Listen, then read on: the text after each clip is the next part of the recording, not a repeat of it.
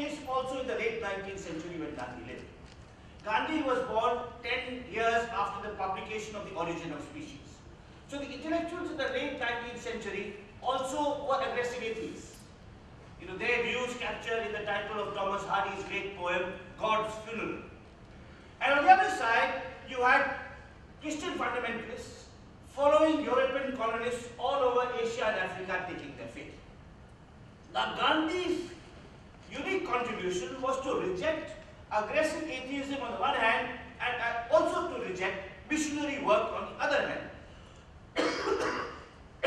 He lived and died for interfaith harmony. Gandhi's closest friend was an English Christian priest called C.F. Andrews. If you admired Gandhi, and many Indians did, you called him Mahatma Gandhi or Gandhiji. In fact, the Secretary General also used the honorific Gandhiji. If you disliked Gandhi, as many Indians also did, you simply called him M.K. Gandhi or Mr. Gandhi. But it's a curious and odd fact that in adult life, the only person I know of who called Gandhi by his first name, Mohan, was an English Christian priest called Charles Freer Andrews. So that was a mark of their friendship. And of course, it was not merely personal. Beyond the personal, Gandhi lived and died on the altar of interfaith harmony, particularly the need and the desire and the will that Gandhi had to promote tolerant reciprocity, understanding and peace between the two great religious communities in India, Hindus and Muslims. In 1990, while seeking to forge an entente cordiale between India's two major religious communities, Gandhi asked them to collectively take this vow, and I quote, "With God as witness, we Hindus and Mohammedans declare that we shall behave towards one another as children of the same parents, that we shall have no differences, that the sorrows of each will be the sorrows of the other, and that each shall help the other in removing them. We shall respect each other's religion and religious feelings and shall not stand in the way of our respective religious practices. We shall always refrain from violence to each other in the name of religion." I quote, "We shall always refrain from violence to each other in the name of religion." It only remains for me to add what Gandhi asked of Hindus and Muslims in India in 1919 should be asked again of them today, and asked also of Jews and Arabs in Palestine, of Hindus and Buddhists in Sri Lanka, and of Christians and Muslims in Europe, North America, the Middle East, and Africa. So there's the theory and practice of interfaith harmony, there's the theory and practice of non-violence, and a third crucial area and somewhat neglected area of Gandhi's thought is this precocious environmentalism. There's an aphorism attributed to Gandhi which runs as follows: "The world has enough for everybody's need, but not enough for everybody's greed." Now there's a better version of this, and it comes in a story, and I'm going to tell one joke because I think Gandhi was a profoundly humorous man, and I think I'm allowed to tell one story, which is a joke which is Gandhi's own joke. Gandhi goes to England or maybe I'll make it two, since that's certainly remember the second, which is as good as the first. Gandhi goes to England in 1931 to negotiate the terms of Indian independence. He's stayed out of jail, he's met the Salt March, he's an implacable foe of the British Empire. As he gets off the ship in Southampton, a British journalist who thinks of Gandhi as the enemy of the empire and of Britain asks him, "Hey Gandhi, what do you think of Western civilization?" And Gandhi answers, "I think that would be a good idea." That's a joke I suddenly remembered, which is somewhat irrelevant to my talk. But anyway, now to the joke that is relevant to my talk, relevant to Gandhi's relevance as a precocious environmentalist. Now, on that visit, when Gandhi spent 4 months in London, living in the East End in a poor Quaker house, he had one audience with King George VI. And Gandhi goes in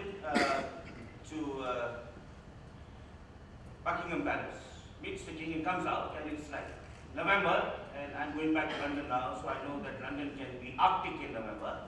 But Gandhi is wearing his loincloth and a rather thin cotton cloth, and someone asked him, another British journalist asked him irrelevantly, how did he go to where the king in his dress? Is it cold? He said, the king had enough for both of us.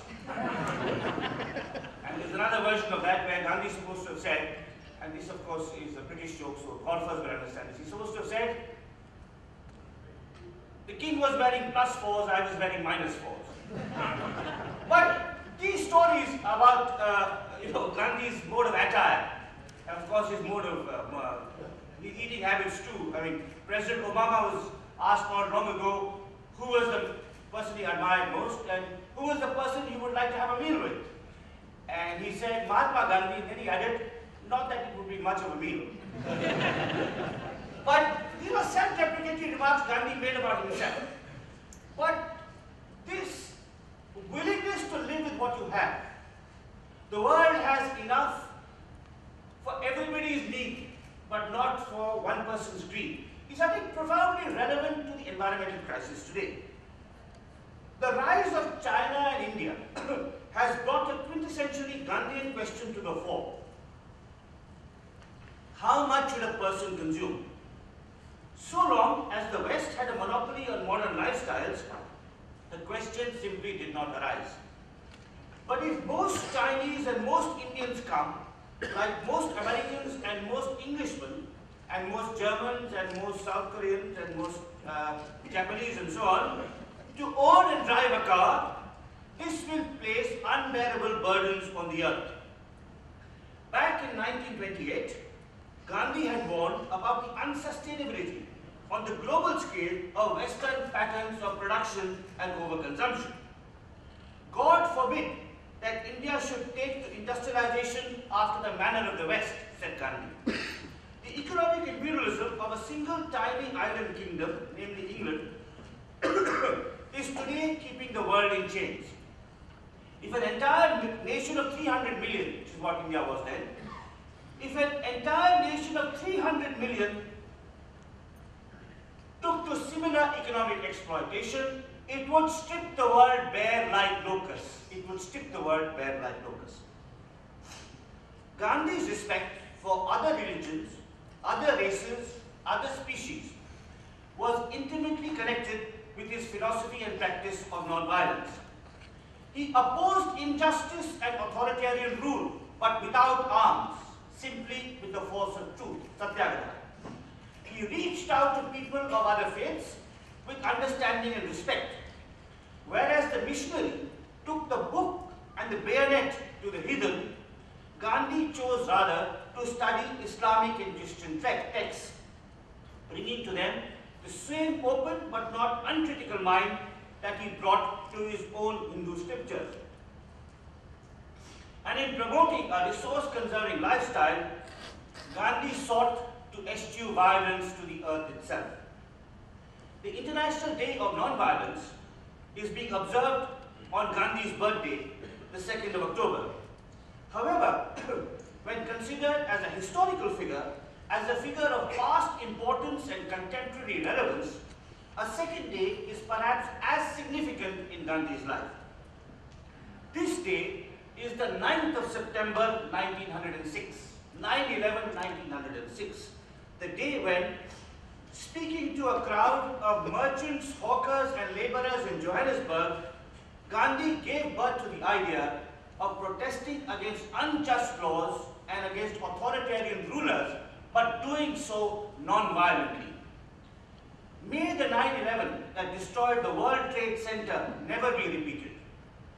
But may the 9/11, whose ripples and echoes had hastened the end of apartheid, bestowed freedom on India, enabled African Americans to claim equal rights, ended communist rule in Eastern Europe, may the 9/11 that inspired all of this live on in public memory to animate the non-violent struggles for democracy and social justice that have still to be waged in our imperfect and insecure world. Thank you.